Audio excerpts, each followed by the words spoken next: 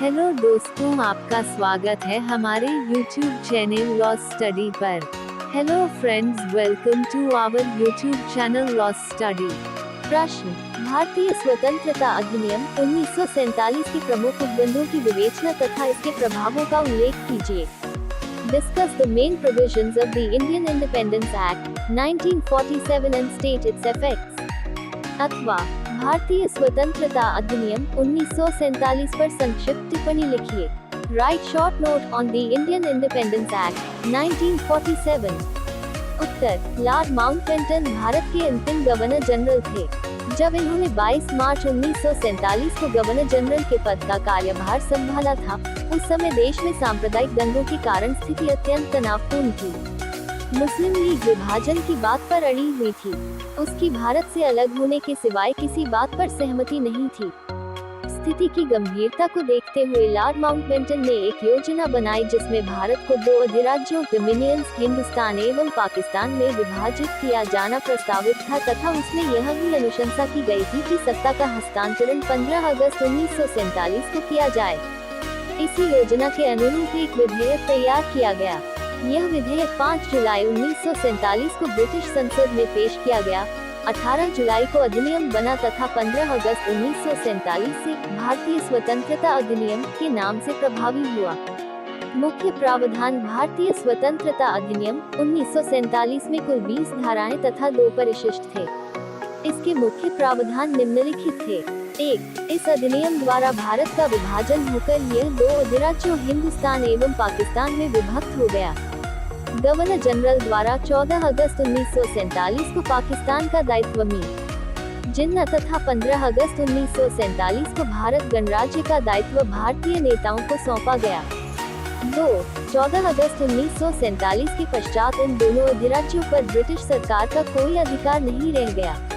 3. इस अधिनियम के प्रभाव में आते ही भारत ब्रिटिश सरकार के नियंत्रण से पूर्णतया मुक्त हो गया। 4. प्रत्येक अधिराज्य डोमिनियन के लिए एक गवर्नर जनरल की नियुक्ति की व्यवस्था की गई तथा नियुक्ति का अधिकार ब्रिटिश सम्राट को दिया गया। 5.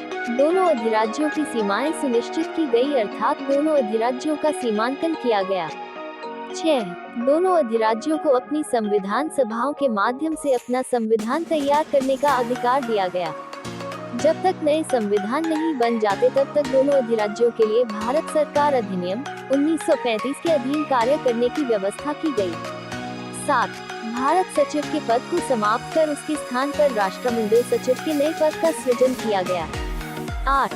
दोनों अधिराज्यों को विधायी शक्तियां प्रदत्त की गई। यह प्रावधान किया गया कि 15 अगस्त 1947 के पश्चात ब्रिटिश संसद द्वारा पारित कोई भी कानून इन दोनों अधिराज्यों पर लागू नहीं होगा। 9. गवर्नर जनरल की विवेकाधीन शक्तियों को 15 अगस्त 1947 से समाप्त कर दिया गया। 10.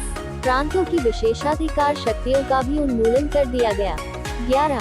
आपात अवस्था में गवर्नर जनरल को अध्यादेश जारी करने की शक्तियां प्रदान की गई। ऐसा अध्यादेश 6 माह तक प्रभाव में रह सकता था। 12. उत्तर पश्चिमी सीमा प्रांत की जनजातियों से समझौते और वार्तालाप का कार्य उत्तराधिकारी अधिराज्यों द्वारा जारी रखे जाने की व्यवस्था की गई। 13. भारत सचिव द्वारा नियुक्त सिविल सेवा के अधिकारियों के नए राज्यों में यथावत कार्य करते रहने तथा उनकी सेवा शर्तों में ऐसा कोई परिवर्तन नहीं किए जाने की व्यवस्था की गई, जिससे उनके हितों पर प्रतिकूल प्रभाव पड़ता हो। 14. गवर्नरों तथा गवर्नर जनरल को जारी किए गए दिशा निर्देश विलेख समाप्त कर दिए गए। 15. भारत की सशस्त्र सेनाओं के दोनों राज्यों में विभाजन का कार्य गवर्नर जनरल को सौंपा गया, लेकिन ब्रिटिश सेना को इस व्यवस्था से मुक्त रखा गया। 16. संविधान निर्मात्री समिति से वही अभिप्राय लिया गया जो 9 दिसंबर 1946 की बैठक में तय हुआ था। 17. जनमत संग्रह के आधार पर बंगाल, पंजाब एवं आसाम के विभाजन तथा उनके सीमांकन का प्रावधान किया गया। प्रभाव: भारत स्वतंत्रता अधिनियम 1947 भारतवासियों के लिए एक स्वर्णिम दस्तावेज था। यह भारत में एक नई आशा की किरण लेकर आया था। इस अधिनियम के लागू होते ही भारत में विगत 200 वर्षों से चले आ रहे ब्रिटिश शासन का अंत हो गया। अब भारत, हिंदुस्तान एवं पाकिस्तान 2 स्वतंत्र राष्ट्र अधिराज्य बन गए।